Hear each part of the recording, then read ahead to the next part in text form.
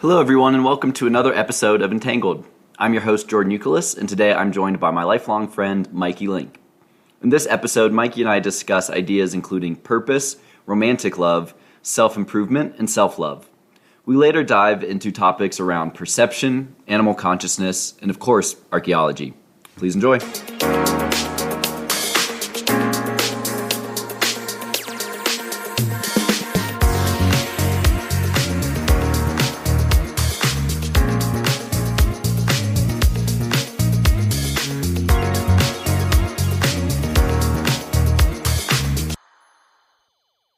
Good afternoon, everybody, and welcome to the latest episode of Entangled. I'm your host, Jordan Euclid.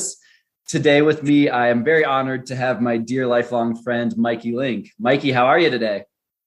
Doing well, sir. Glad to be here. Good to talk to you. You too. It's always good to talk to you. You know, we've been friends since elementary school, and it's really been a privilege to get to ride this crazy journey we call life together with you, man.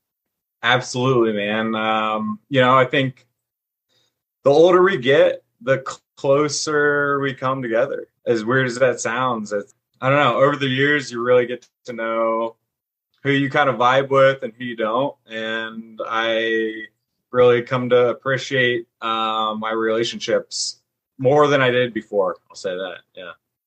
I totally agree. And I think we've talked about before some of those studies that have been done that show what is it that makes people happiest, and looking across different cultures and time zones and a sense of community and relationship seems to be one of those core underlying themes. Absolutely. So Mikie, why don't you tell the listeners a little bit about yourself? What's your life? Well, man, I guess if I had to sum it up, an ex-chef, that was probably like, the biggest part of my life is I worked in the restaurant industry for the better part of a decade.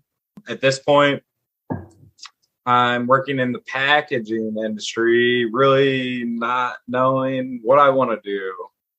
I'm collecting a decent paycheck, but, I want more. So I'm kind of at a stage in my life where I'm starting to question things a little bit more, and I'm seriously considering what's the next step? Like, what makes sense for you? What makes sense for people that I'm with? So I'm in a good place, but I'm hungry for the next step. I'll say that. Mm-hmm. Do you feel you've made any progress on figuring out that next step? Well, it depends on the day, to be honest. Some days it feels like one step forward, two steps back. Sure. But other days it's like, I've had a small epiphany. So, but yeah, I think the biggest point is I'm actively pursuing my passion and my goals, and maybe it doesn't translate every day, but yeah, I'm definitely, I think about it every day. I should say that. So I think that in itself, just the fact that it's in the conversation is important to me. And you mentioned passion. Why is passion important to you? It's so easy to just go through the day-to-day, the humdrum of life. And I think it's really easy to get caught up in some bullshit that you don't really care about. So for me, it's like, I want to do something that I'm passionate about, like day to day. And that's what, I want to wake up and be excited about something. And how do you think about managing that desire for passion with the realities of the society we live in, the capitalist society that is dependent on money, and balancing those two seemingly opposed forces at times?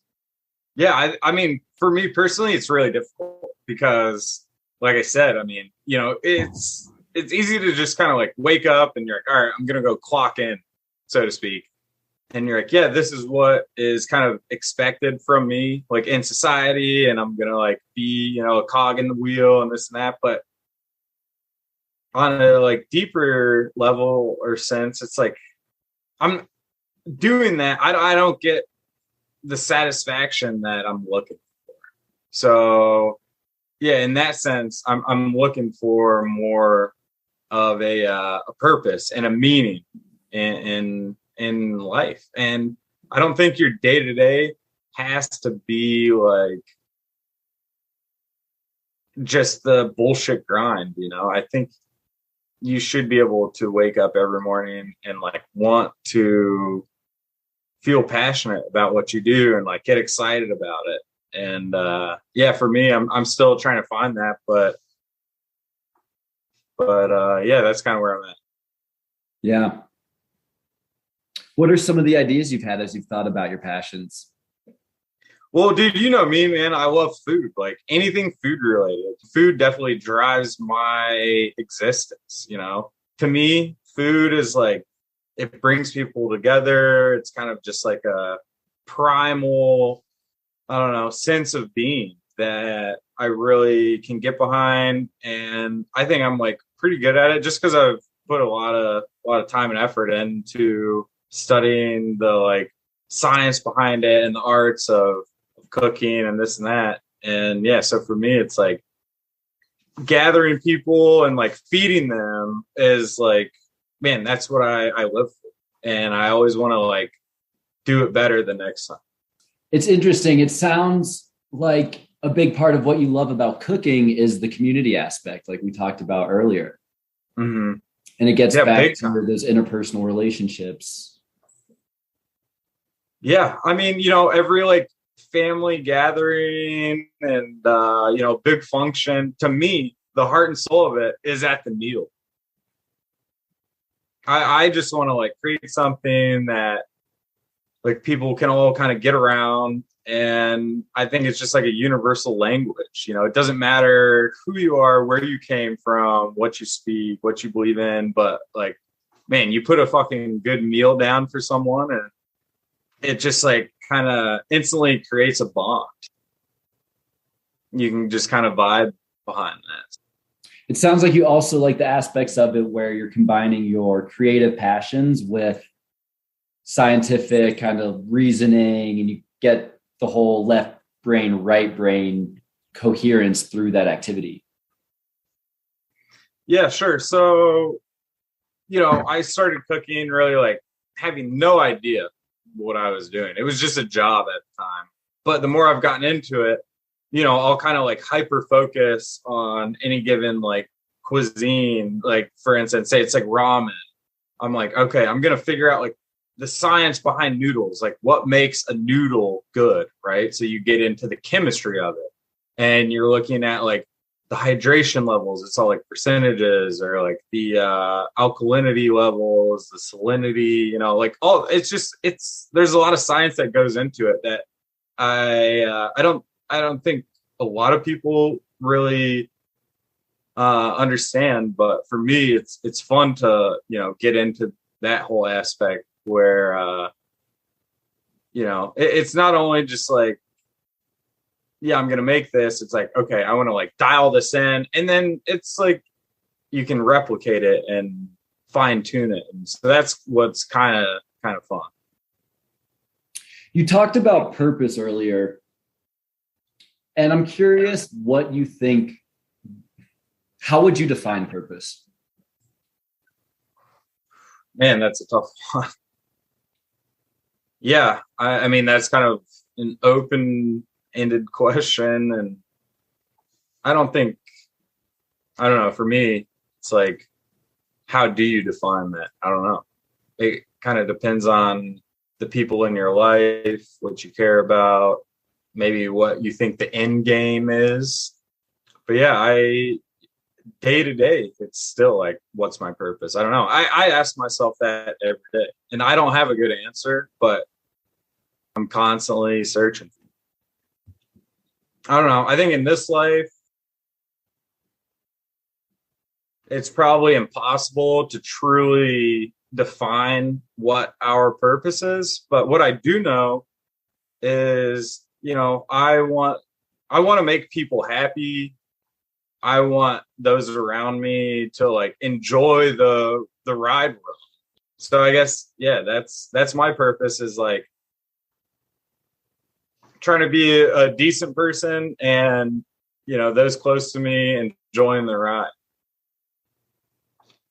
That's beautiful. It can be tough too when it seems society emphasizes all things that have nothing to do with anything you just talked about, right? It's about power, it's about money, it's Sure. about sex, it's about fame. Yeah. Yeah. And obviously, those are all factors, right? It's like you can't live in this day and age without considering all of those. And those are all like very, very like heavily contributions in your day to day. But I think it's just trying to find that balance, I guess, where it's like what really matters to you, right? Yeah. It's hard to find that balance. I think we all struggle to live truly altruistic. Right. Yeah. Dude, That's a perfect word, altruistic. It's like, you want to do something good, but then like kind of in the back of your mind, you're like, well, I kind of expect to get something out of it, but that's obviously not how it should be. But dude, everything is like give and take, and it's risk versus reward, and yeah, it's really tough trying to find that balance. And it's easy to just kind of put the blinders on, and just go through the day to day without really thinking about it. But yeah, so for me personally, it's like wake up every day, try and be appreciative for what I have, and some days suck, some days are great, but it's like, okay, how can I make this day better? Not only for me, but like especially for Katie, or the next person or anyone else, Have you noticed any commonalities in the days you feel better relative to the days you feel worse? Yeah, absolutely. So for me personally, if I guess the like day prior, if I eat like a good meal, and by a good meal, I love to fucking like indulge, but I mean like if I eat a healthy meal, quote unquote, and then like don't imbibe or whatever, and then get a good night of sleep, that translates exponentially to the next day, where it's like, yeah, I feel so much better, and and exercise and everything. Yeah, so there's obvious data points there where it's like, yeah, this makes sense, this doesn't. And no, it's pretty easy for me to recognize all that.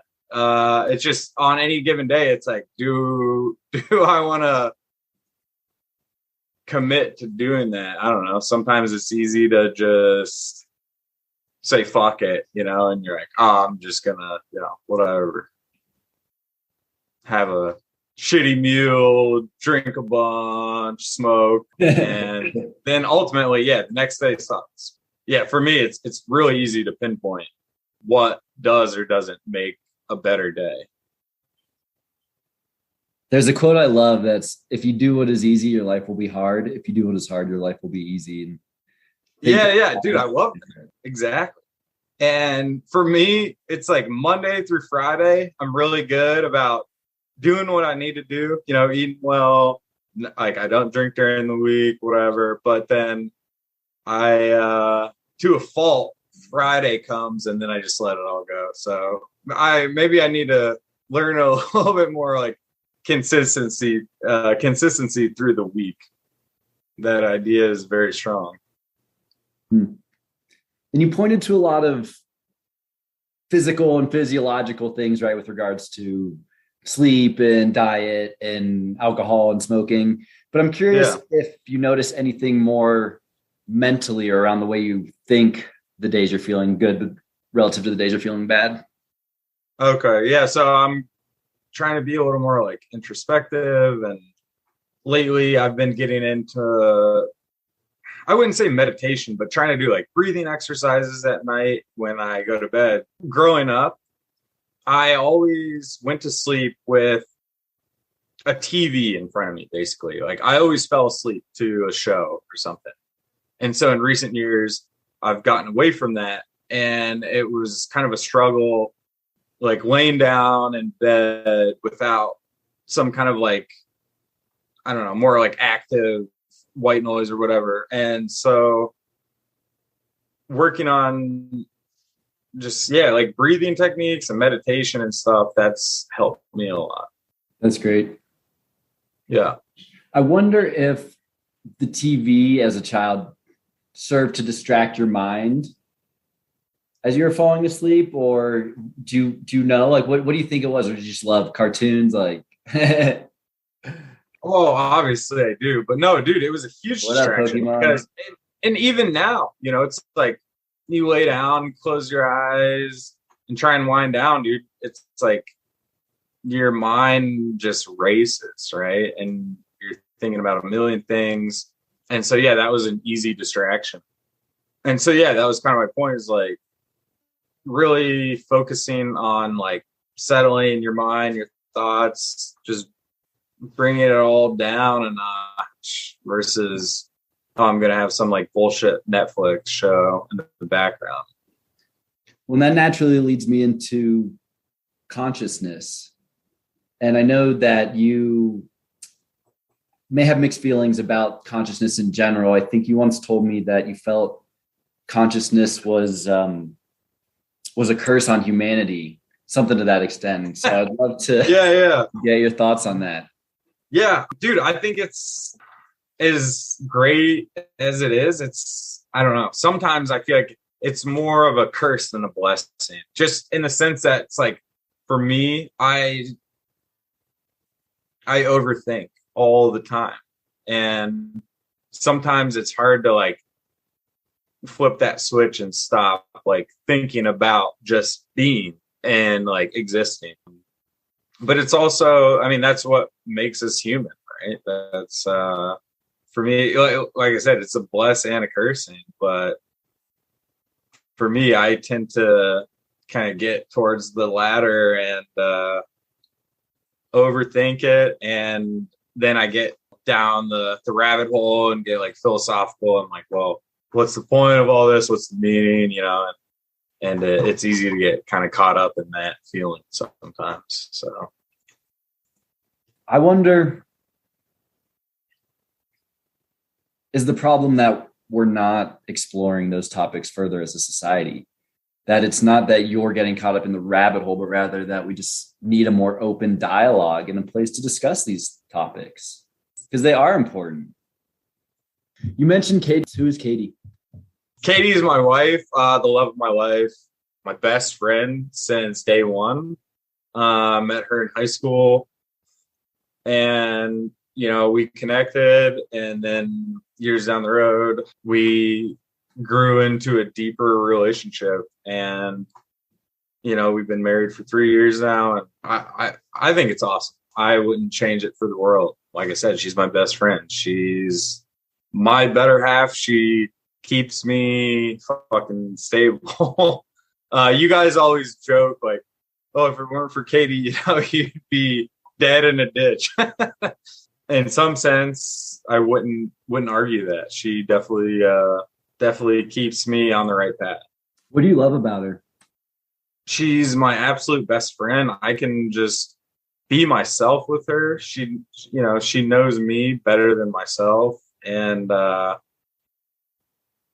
it's just waking up next to her every day and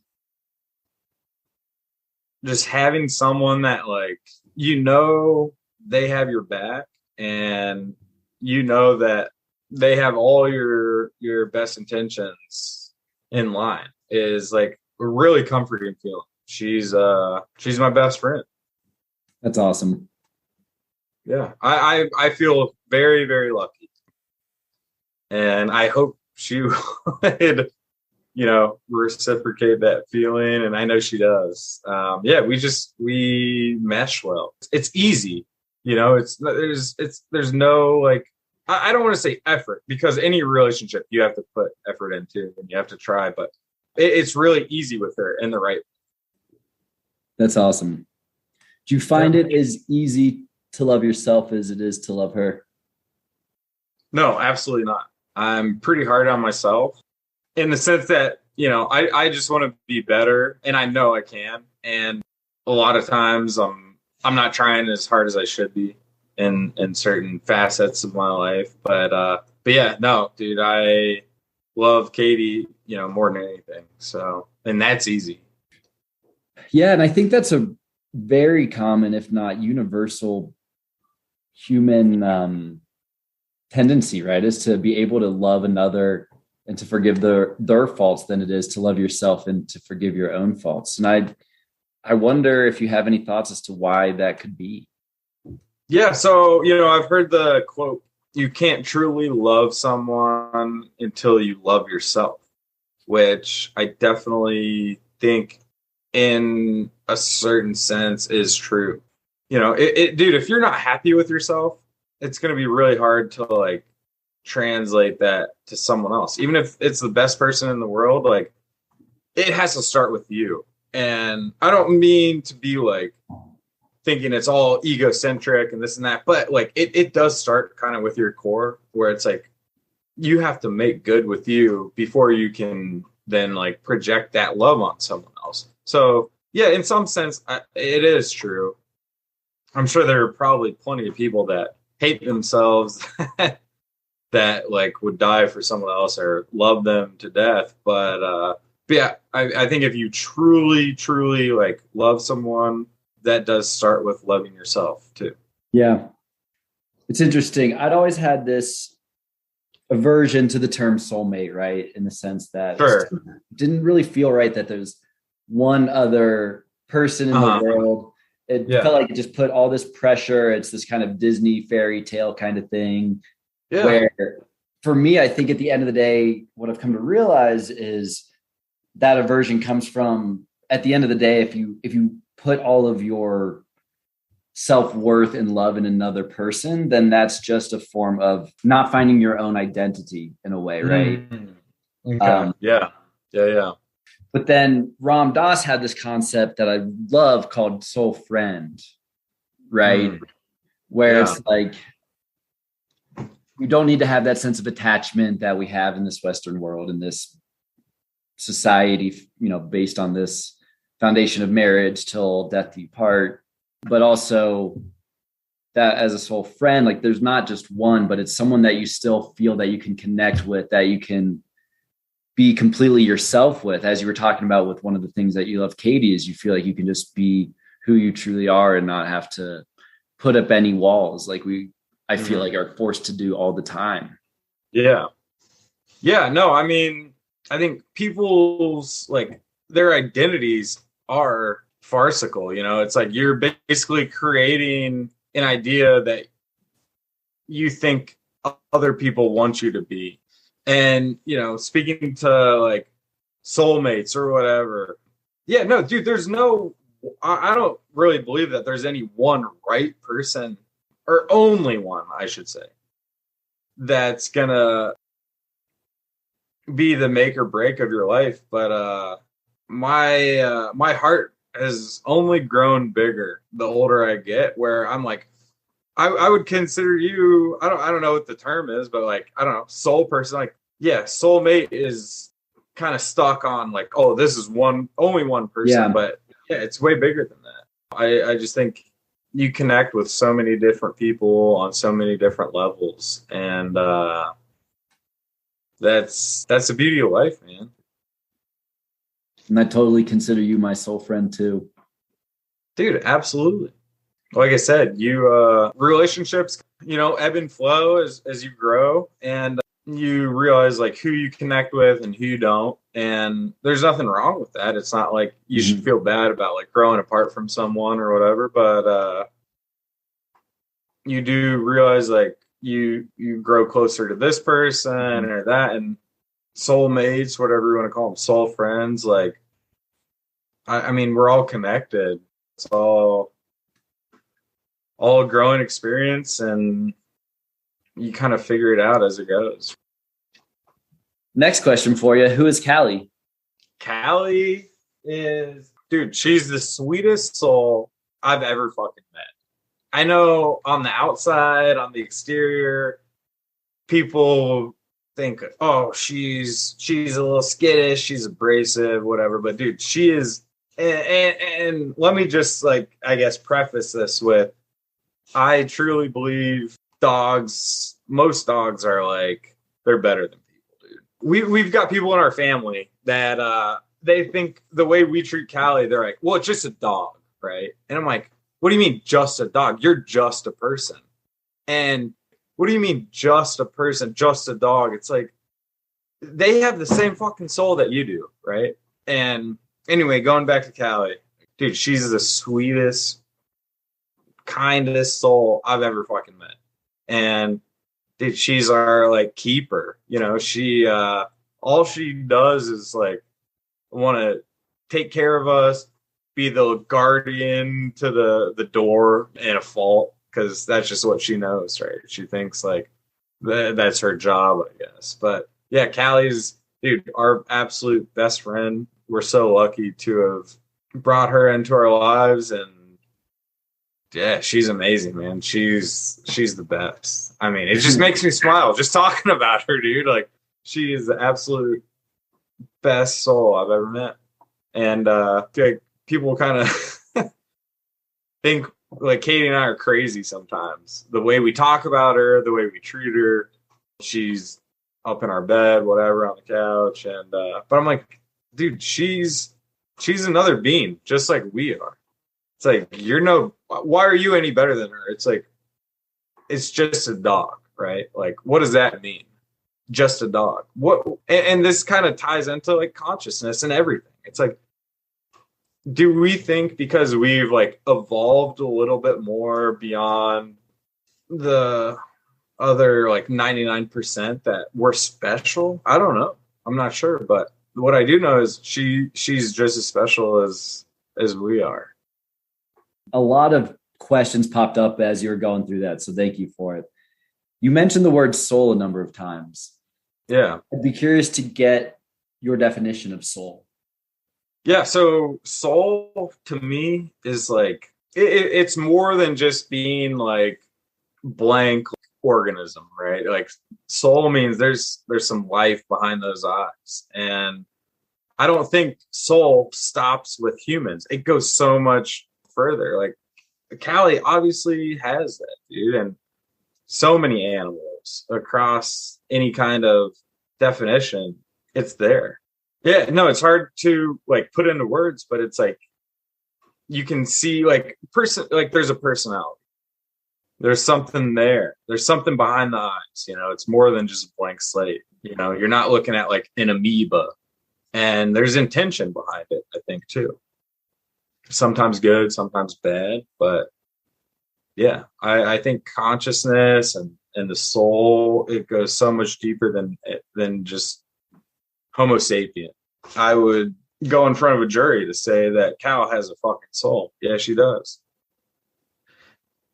Just as much as she's just a dog, just as much as you're just a person. Absolutely. So you know how they talk about dogs having greater senses of intuition and being attuned to the environment, like how they know when hurricanes are going to happen, and not even just dogs, but just animals in general. And I'm curious if you've ever noticed Callie exhibit any of these characteristics that would lead you to believe they have greater senses of intuition than we do. Dude, I would say like emotionally, they're very, very in tune. And like Callie knows, like, dude, if Katie's upset or if I'm upset, like she knows and she can just sense that. I mean, she can, I don't know if she like, it's just kind of feels it in the air or whatever, but she'll, you know, come up to you and like put her paw on you. You know, people talk about like therapy dogs and this and that. And I think there's something really to be said about that from like an emotional standpoint. Callie definitely knows what's going on. Like, dude, if Katie and I aren't getting along or like whatever, Cal's like very in tune. She's right there and she's present. Yeah, dude, she knows, good or bad. She's right there, which is really cool. Totally. And we've talked before about studies that have been done around dogs who know when their owners are coming home. Dr. Rupert Sheldrake wrote a book about that, and it's super wild about how they can know based on random studies. Like what they would do is they would tap a person, go to a grocery store, go out for the day, and then at a totally random time, the researchers would call that person. The dogs, the recipient of the call didn't know when they were getting the call, but whenever they got the call, dogs would go and wait at the door for their owners to come home after they got that call. So it's pretty powerful. And when you think about the implications of that, it gets to be so I guess I didn't really know about the like randomness of it. I know dogs basically they use their noses as clocks or like a metric of time. So like if you're on a schedule, right, it's like, okay, I'm gonna leave the house at 7 a.m. In a sense, like your dog smells that you're leaving and you've left some kind of like particles, right, that your dog can sense. And those particles like dissipate over time. So, I mean, let's just say like ppm, like parts per million. So your dog will sense, okay, you left the house with 600 ppms and it's slowly gone to 100. And if you have a schedule, they know that like, okay, it's gone from 600 to 100 and then it gets, back up to the other sense. Or the other, fulfillment in their nose. So you're saying they like can time it out by how smell. much of your scent is still in the air. Yeah. And that's pretty basic, right? But I didn't know there was anything about like the randomness because that doesn't account for any randomness. So yeah, no, that's kind of news to me. But yeah, they can just sense that you're in the proximity or what are you saying? Well, I think what Dr. Sheldrake's theory is that there's this concept of morphogenic fields and that through consciousness, we're all interrelated and that the closer you are in consciousness and attuned into that morphogenetic field, which I think animals naturally are, that there's just senses and perceptions that we don't necessarily comprehend as well as they do. Right. It's the whole kind of same idea of how bats can do echolocation and whales have sonar, right? Like bees can sense pollen. Yeah, dude, everyone sees the world in a different lens, right? And dogs obviously, see it way differently. And I think kind of to what you're speaking and smell aside, because smell is like solely present, right? Like it's like if you're there, you are, if you aren't. But there's been a lot of examples where like you're getting close to coming home and the dog can just like sense that. And I think they've captured that in plenty of like video studies and everything. Mm-hmm. And, that's through like closed doors and walls and everything. So yeah, there's some kind of sense, like you're saying, it's like, maybe it's more like a cognizant kind of thing, Yeah, I don't know. It's wild.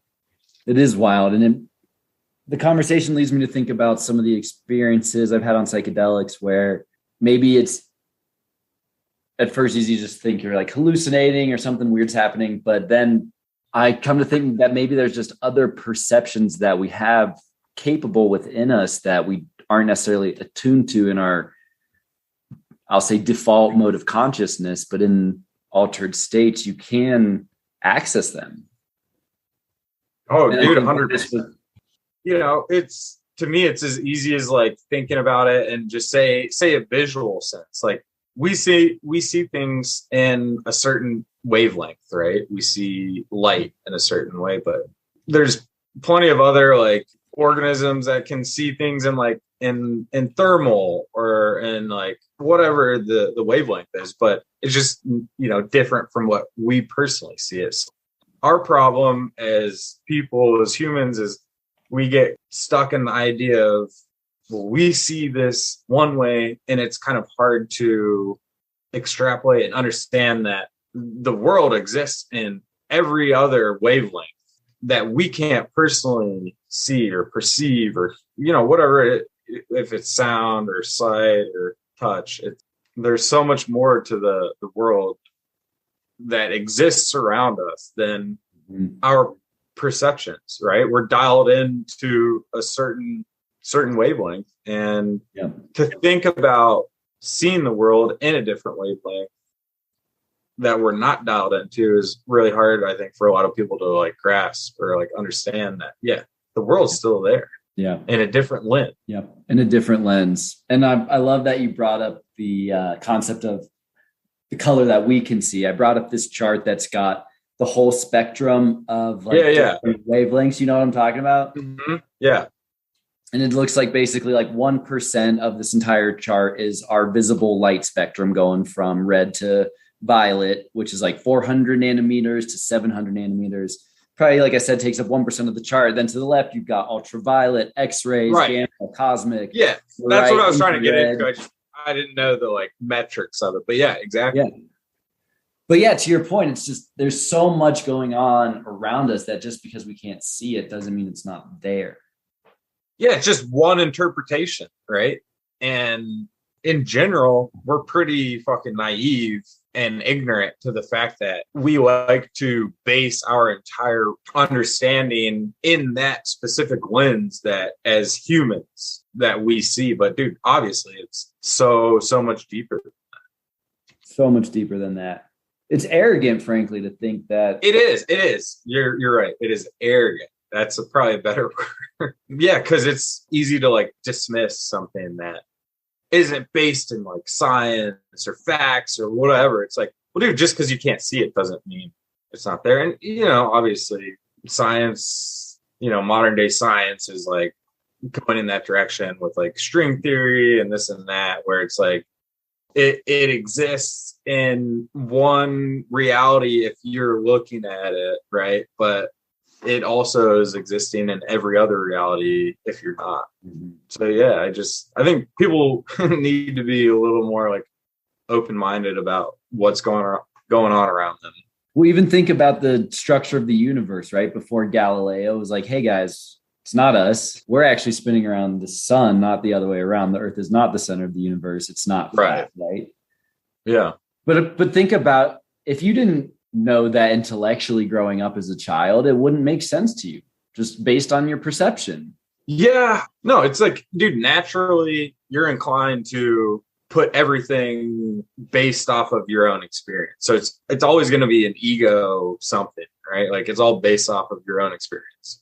But I do think naturally, I don't know, the curiosity is there. I don't know. I think if you're just somewhat of a like conscious being, like you understand that there's more to it than just you. That's just a very like selfish standpoint. Yep.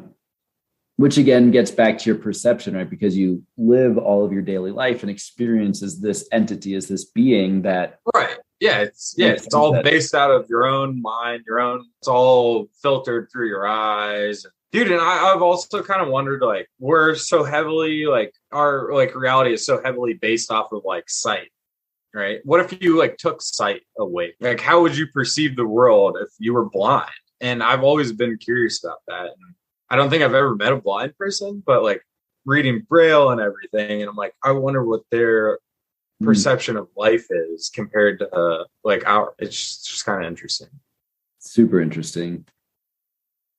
And obviously that's like a very small like fraction of all of it. But hypothetically, say you were born into this world and you were deaf and blind. Where do you even put your base of reality? Because our reality is what we see, what we hear, you know, that's like pretty standard. Everyone's like on the same page, but take that away and then what do you have? So we talked a minute there about just hubris of human society and our understanding of the world. And that leads me to one of our other favorite topics, archaeology. Yeah, love it. And so we've talked a lot about how we think we know so much about humans' history, right, in the past, right, and what species lived here before. But again, that seems arrogant, and I would love to get your thoughts on that. Yeah, I kind of have two viewpoints. It's like from an archaeological standpoint, there's that evidence that's like indisputable where you're like, okay, this happened. Like you can dig up the dirt and find the past, right? In a literal sense. But personally, the world, solar system, the universe is so much older than we understand. And I don't think it's that crazy to think that time has recycled itself over and over again. Yeah, so we have our understanding with our calendar, right? But yeah, I think our understanding of the calendar, it's like we're giving it like a baseline that maybe isn't true. Our baseline is not necessarily right. When it even gets back to the wavelength discussion, right? Of when you look at a time scale of the Big Bang to today and how such a tiny piece of our existence has been a world where humans have lived on the earth. Right. And even you think like the Big Bang, I think it's like 14 billion years ago, the earth was like 4.6 billion years ago. So even relative to the earth being a planet. Yeah, but we're just making up a time scale. At the end of the day, we've just like decided, we've all agreed on some kind of scale. And I'm not like disputing science or anything, but I think people do get a little caught up in the idea of everyone thinks that like the science they know right now is scripture. But dude, how many times, over and over again through history, what you used to know is the flat earth is now like not. It's just what you know and your given context and your given time is like you try and make the most sense of it, but you're gonna like realize more and more about the physical world that maybe wasn't law. We are naive to think that our understanding of time is solid and that's what it is. Who's to say there weren't multiple civilizations that existed before us with the same technology that just got recycled over and over again? And talking about archaeology, you can kind of like date things and find like hard evidence, but that only goes so deep. We're really naive and we have a really shallow understanding of what our existence and our existence on Earth and has meant. Do you know that movie Fantasia, that old Disney movie? Yeah. That movie, I was rewatching it the other night, and it's from like 1940. Yeah. And one of the like, it's a whole bunch of like different cartoon sketches, but it's all set to music. And there's like an orchestra playing in it. And each clip before it, the symphony conductor introduces the clip that's coming up. And they did one that was on the dinosaurs. Like it was a story of the dinosaurs and how they went extinct. And that was like what they're portraying. And they didn't talk about an asteroid at all. They said it was all climate related and like volcanoes overflowing, but they had no conception that a comet was the initial impact, right? And that on the scale even of just modern industrial society, that was like 80 years ago, right? Like that's not that long. No. That's such a major event. And the point is like, we know so little about. Yeah, that's all I was getting at too, It's it's really easy to sit back and pick up your history book and be like, yep, this is the way it was. Yeah. But in reality, it's like, who fucking knows, right? No one actually knows. This is all passed down. And I don't think it's that crazy to think that maybe history was lost along the way many times. Yeah. Well, even we talked about Galileo earlier. He figured out the structure of the universe by finding some old ancient Egyptian text or some other ancient civilization from like 2,000 years before his time. And think about all the people that lived in between that had lost that knowledge. Yeah. Our understanding of civilization goes like way, way, way deeper than what's written in the history books.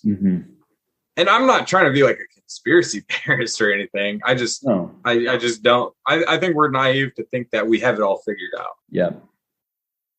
I don't think it makes you a conspiracy theorist at all. And I think that part of the problem is conventional science and archaeology is so steeped in this existing structure of how they've explained it and how it's written in the textbooks today that anyone who dares to go outside those boundaries is criticized and ostracized as a lunatic. Right. And give a couple hundred years, we'll look back and we would say the same thing. We're like, well, look at, or people in that time would be like, look at these idiots. Yeah. They had no idea. Well, hopefully that they gain a better understanding. So you and I both had the shared experience of living significant parts of our lives in both Cincinnati and in Colorado. And I would just love to get your thoughts on what both of those places mean to you and how they've shaped who you are as a person. Yeah. So, dude, for me, Colorado was my chance to really experience something new. And that just happened to be Colorado. It was our senior year of high school. My brother and his ex-girlfriend came back and they had some like ride share set up, and it did not end up, working out. So I was like, sweet, I'll drive you guys back out to Colorado, no problem. And I had never really like gotten out of that shell, that like sense of home. And so drove them out and I experienced Boulder, and it was such like an eye-opening thing. For me, it was like, all right, there's more to the world than just Wyoming and Cincinnati. And so yeah, for me, Colorado was just like me getting out of that shell of Wyoming and everything. And it was huge, dude. That opened up my eyes to the rest of the world. And it really made me want to travel and experience everything, because I'm like, the entire world's out there for you to see. Like, why would you want to just stay in one place your entire life? Like, why wouldn't you want to, experience everything you can? And so, yeah, Colorado for me was just an eye-opening experience in the sense that it got me out of my shell that I knew growing up. Awesome. And what about Cincinnati?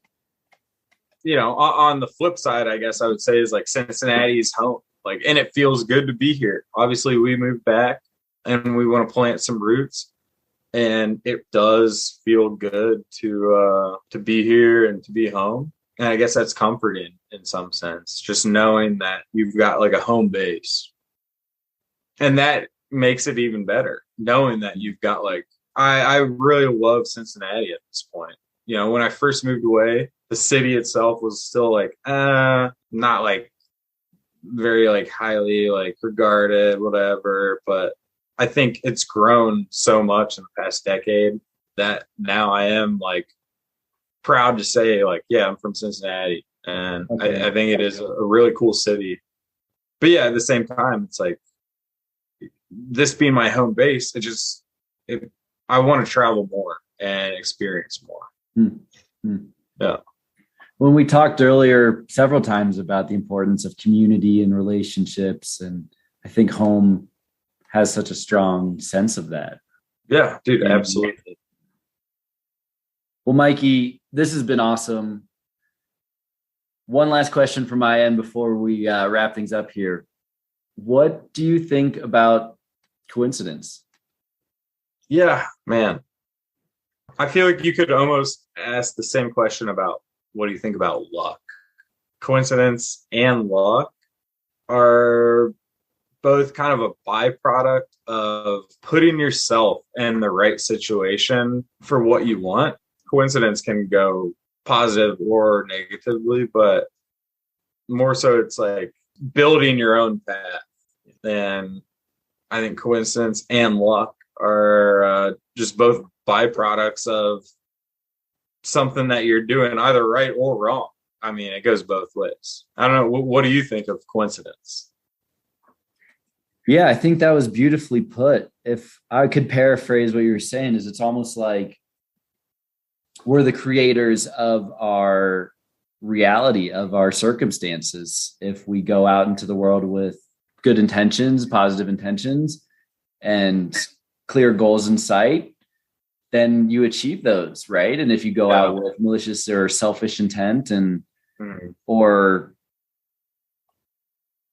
uncertainty in the direction that you even want to go with your life, right? Because it's the old saying, if we keep going this way, we're going to get there, right? And if you're moving faster in the wrong direction, you're just doing yourself a disservice. Yeah. So let me ask you, I mean, do you believe in like fate versus like some kind of choice? Like, do you think like everything's predetermined? Yeah. Do you think that like is your life already set out, or how much of free will do you believe in? Yeah. And I don't think it's necessarily black or white, because in like a bigger sense, yeah, maybe you're ultimately like destined to have one ending, but is the day to day, is that just like inconsequential? It's a tough question. And I go back and forth on both of them. Like I definitely believed in free choice just because that's what felt right to me instinctually.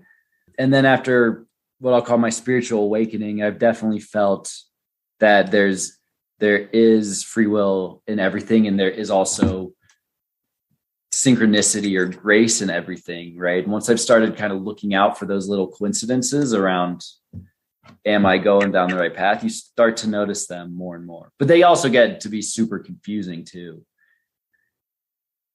Because I think part of it is like there are multiple paths, and it's not right to say that one is right or wrong per se. Mm-hmm. Okay, so there's hypothetically an infinite amount of paths, but I mean, I guess that's life, that's consciousness. Like, do you think there is? Are you going down one singular path that you're gonna go down, and it's out of your control?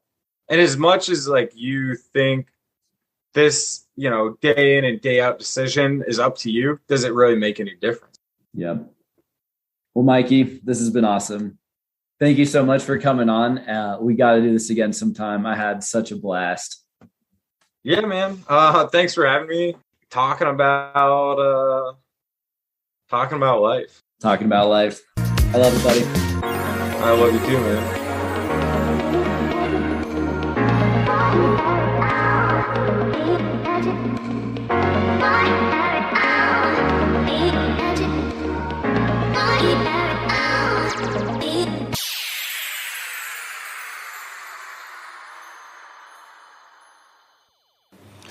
Thank you for listening, and I hope you all enjoyed the show.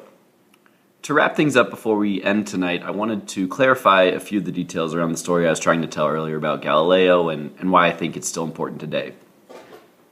So this started in 1543. Copernicus, not Galileo, challenged what was then known as the Earth-centric or the geocentric model and said that the Earth in fact revolved around the sun, the heliocentric model. Now Copernicus actually waited about 10 years to publish his manuscript in 1543 because he said he did not want to risk the scorn, quote, to which he would expose himself on account of the novelty and incomprehensibility of his theses. What's interesting is that Copernicus came up with the ideas for this heliocentric model from ancient Greek disciples of Pythagoras, whose theories were written about 2,000 years before he was born. Now, unfortunately, the church leaders at the time considered Copernicus' ideas blasphemy, clinging to their own beliefs. And then 90 years later, they forced Galileo at the point of the sword to renounce his support of Copernican theory, and Galileo was forced to spend the rest of his life on house arrest. Yet, ironically, those exact same church leaders adopted Copernicus's mathematical formulas to help reconcile discrepancies in the religious calendar. Anyway, the reason I think the story is important still today are twofold.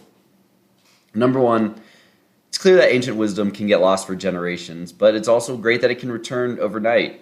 And thinking about the modern era, of course it's fantastic, all the innovation that's being done today in Silicon Valley across crypto, blockchain, artificial intelligence, virtual reality, etc., etc. But I also wonder, are we so naive as to think that there's nothing left to learn from the past? What ancient technologies and wisdom could there be hiding in plain sight, not needing to be developed, only rediscovered? And number two, it's important to note that civilizations develop into power structures. In turn, hierarchical organizations develop to enforce these power structures. These organizations make meaningful decisions of control for their civilians, including the division of economic resources, the promise of civil liberties, the guarantee or lack thereof of safety, and the definition of acceptable ideas through which consciousness can be explored. People with egos are then put in charge of these organizations, and the people in charge are often disincentivized from their citizens from knowing the truth or this could threaten their control.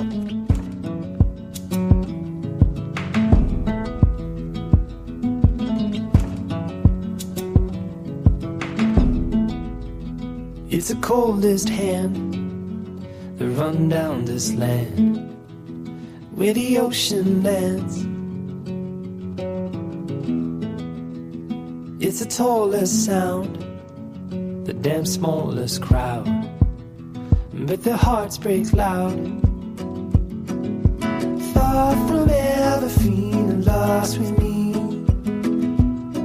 I'll push you back towards the land and sea. They're going down for love, and love is free. Stick with me and I will guarantee you're never lost among the crowd with me. Never lost among the crowd with me. Everywhere you go I'll be. Anywhere you go I'll see. You're never lost among the crowd with me.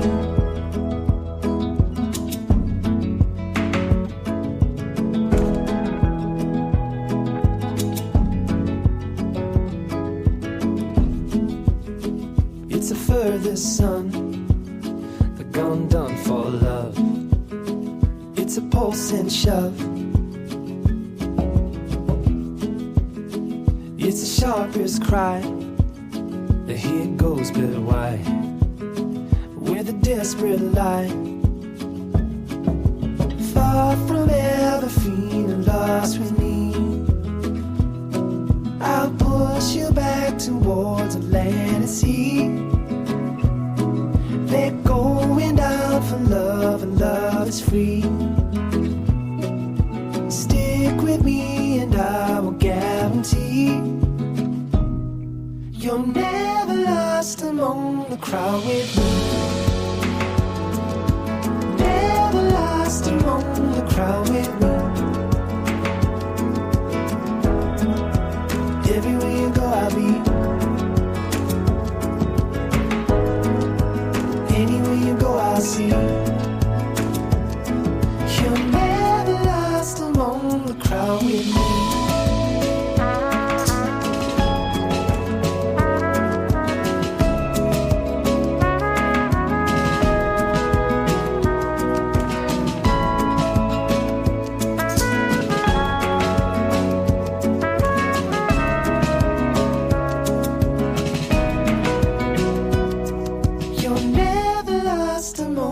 Crowd with me.